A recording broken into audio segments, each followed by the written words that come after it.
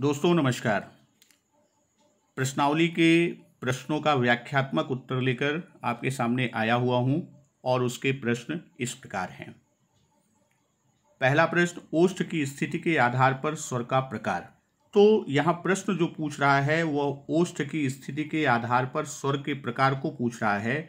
तो ओष्ठ की स्थिति के आधार पर स्वरों का प्रकार एक अवृतमुखी होता है और दूसरा वृतमुखी होता है। इस प्रकार इस प्रश्न का जो विकल्प सही है वह तीसरा विकल्प सही है, का और घ। अगला प्रश्न, उच्चारण स्थान के आधार पर स्पर्शी वर्ग का सही क्रम पूछ रहा है। तो जैसा हम जानते हैं दोस्तों कि जब फेफड़े से वायु निकलती है और वाग्यंत्र के विभिन्न स्थानों को स्पर्श करते हुए निकलती है तो सबसे पहले कंठ, फिर तालु, मूर्धा, दंत और ओष्ठ इसका सही क्रम है, इसलिए पहला विकल्प इसका उत्तर होगा।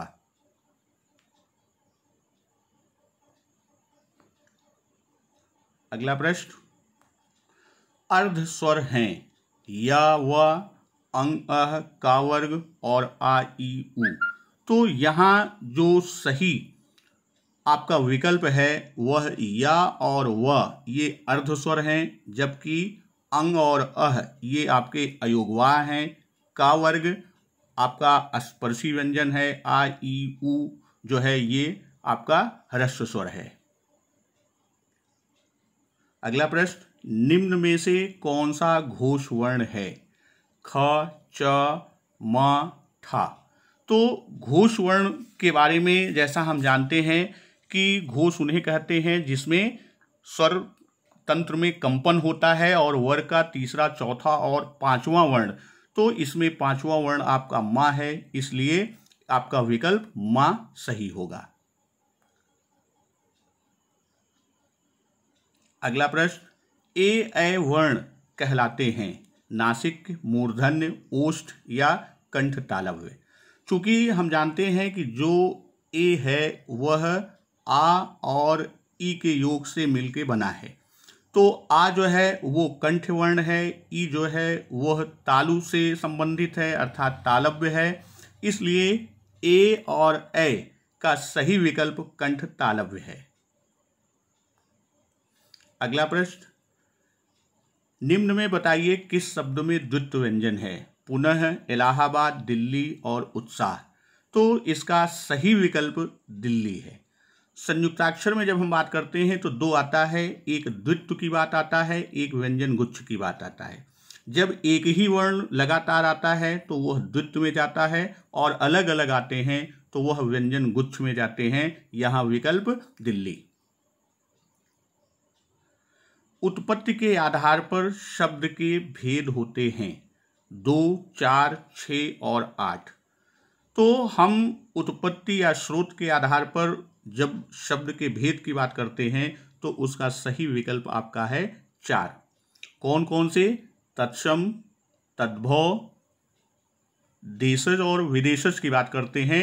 वैसे एक विकल्प और चर्चा आती है, वह है शंकर। यहाँ विकल्प 4। अगला प्रश्न, निम्नलिखित में रूढ़ शब्द कौन सा है? वाचनालय, समतल, विद्यालय या पशु। तो जब हम रूढ़ शब्द की बात करते हैं तो रचना या बनावट के आधार पर रूढ़ शब्द की बात होती है और इसमें रूढ़ शब्द की जो बात रचना या बनावट, इसमें उत्तर आपका आएगा पशु, क्योंकि जिसका कोई सार्थक खंड न हो वह रूढ़ शब्द, इसे अयौगिक भी कहते हैं। आपका अगला प्रश्न, निम्नलिखित में कौन सा शब्द देशज है? अग्नि, प्रार्थना, खेत और लोटा। तो देशज शब्द को यदि देखें तो यह दो खंडों से मिलकर बना है, एक देश और दूसरा ज, अर्थात जो देश में जन्मा हो।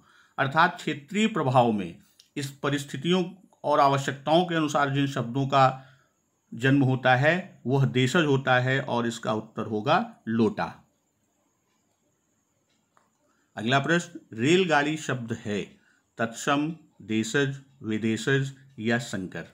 तो जैसा हम जानते हैं कि यह रेलगाड़ी दो भिन्न भाषाओं के शब्दों से मिलकर बना है, और जो दो भिन्न भाषाओं के शब्दों से मिलकर बनता है उसे हम कौन सा शब्द कहते हैं? उसे हम संकर शब्द कहते हैं। इस प्रकार रेलगाड़ी शब्द कौन सा होगा? संकर शब्द होगा। अगला प्रश्न, योग रूढ़ शब्द कौन सा है? इसमें विकल्प दिया है पीला, घुड़सवार, लंबोदर और नाग। तो योग रूढ़ के बारे में जानते हैं कि योग रूढ़ शब्द बिल्कुल यौगिक शब्द की तरह ही बनता है, मगर उसमें एक विशेष विशेषता होती है कि वह अपने अर्थ यानी यौगिक के अर्थ के स्थान पर एक विशेष अर्थ को देता है, और यहाँ पर आपका लंबोदर विकल्प सही है।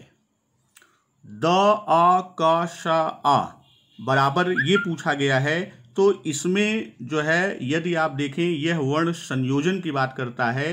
द, आ, का, शा, आ, का और शा मिलके आपका छ बनाता है, और द, आ मिलके आपका द बनाता है। तो इस प्रकार आपका सही रूप आएगा दक्ष, और आपका दूसरा विकल्प सही होगा। स्पर्श वर्णों की संख्या, तो स्पर्श वर्ण की संख्या जो है वह विकल्प आपका सही होगा। कौन सा? तीसरा, अर्थात स्पर्श वर्णों की संख्या कितनी होती है? स्पर्श वर्णों की संख्या 25। क्यों? क्योंकि वर्ग में आपके कितने वर्ग हैं? 5 वर्ग हैं, और प्रत्येक वर्ग में आपके 5 वर्ण हैं। इस प्रकार जो वर्गीय वर्ण है उसी को स्पर्शी, और संख्या आपकी बनती है 25।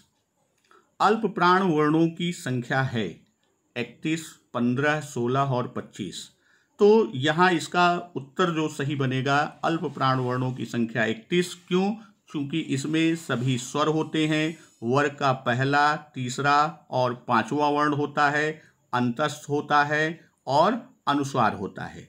इस प्रकार अगर आप देखेंगे तो आपके वर्णों की संख्या 31 बनेगी। नीचे दिए गए विकल्पों में तद्भव शब्द का चयन कीजिए। बैंक, मुंह, मर्म और प्रलाप।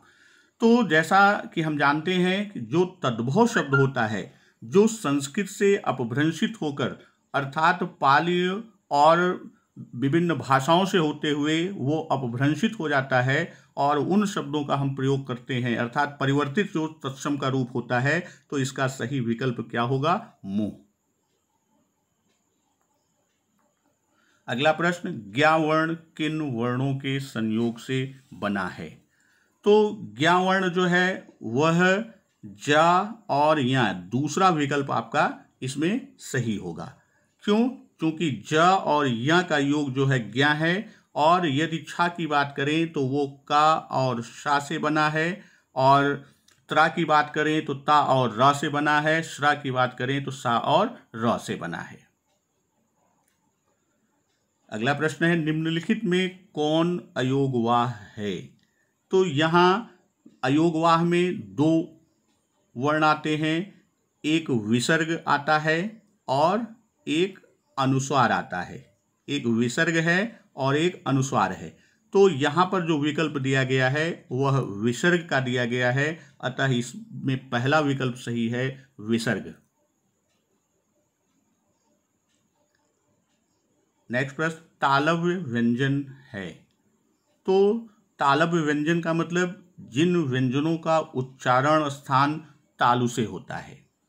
और जैसा हम जानते हैं कि जो क्रम आपका अभी पहले प्रश्न में चर्चा हुई थी कि कंठ फिर तालु, तो पहला कंठ का है और तालु का च वर्ग है, और यहाँ आपका विकल्प सही होगा च, छ, ज, झ।